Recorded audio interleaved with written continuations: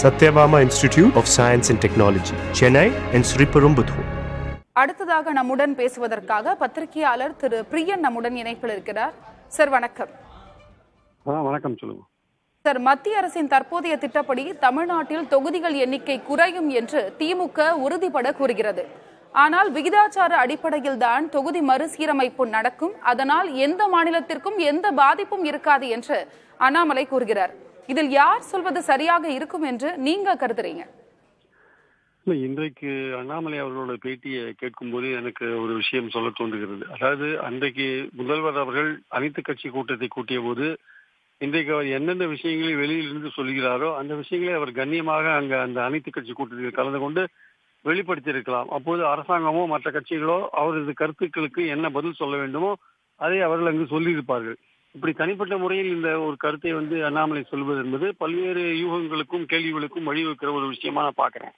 அதாவது குறையும் என்று தமிழக அரசு சொல்வதோ, தமிழக அரசு மட்டும் சொல்லல, 7 மாநிலங்களிலிருந்து பிரதிநிதிகள் கலந்து கொண்டிருக்கிறார்கள்.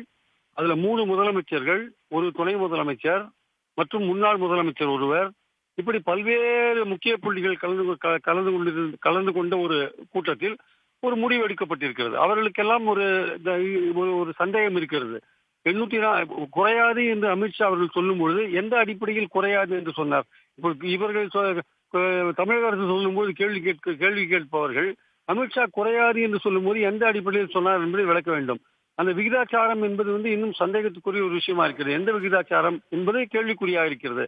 543 இப்ப இருக்கிற 7.2 அப்படியே மெயின்டைன் ஆகாம 848 ஆனால் உயர்ந்தால் அப்படின்ற ஒரு கேள்வி தொடர்ந்து இருக்கிறத நம்ம பாக்குறோம். நம்ம அதனால அண்ணாமலை அவர்கள் தமிழ்நாட்டு கட்சிகளுக்கு அல்லது திமுகவுக்கு பதில் சொல்லலாம்.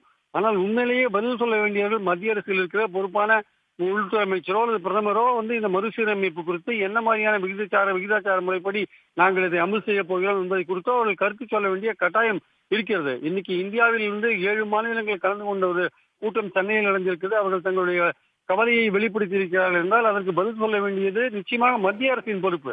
அண்ணாமலை தமிழ்நாட்டு பாஜகவின் தலைவராக இருக்கலாம், ஆனால் மத்திய அரசின் சார்பில் அவர் பேசுவதற்கான உரிமையை படைத்திருக்கிறார் என்றால் இல்லை. அதனால் மத்திய அரசே இதற்காக பதில் சொல்ல வேண்டும். அதை நோக்கித்தான் இன்றைக்கு அந்த கட்சி கூட்டத்தில் ஸ்டாலின் தலைமையில் நடந்த கூட்டத்தில் முடிவெடுத்திருக்கிறார்கள். மத்திய அரசை நோக்கி நம்ம வேண்டுகோளை வைப்போம் முடிவெடுத்திருக்கிறார்கள். அதே மாதிரி இன்னும் 25 வருடத்துக்கு மறுவரையறை கூடாது என்றும் ஒரு முடிவை அவர்கள் எடுத்திருக்கிறார், தீர்மானத்தை அவர்கள் போட்டிருக்கிறார்கள். ஸோ இந்த முடிவை வலியுறுத்த வேண்டியது, இன்றைக்கு எடுக்கப்பட்ட முடிவை தொடர்ந்து வலியுறுத்துவதற்கு அனைத்து கட்சியினர் முயற்சி செய்வார்கள் என்பது உண்மையிலே தெரிய வருகிற ஒரு விஷயமா நம்ம பார்க்கிறோம்.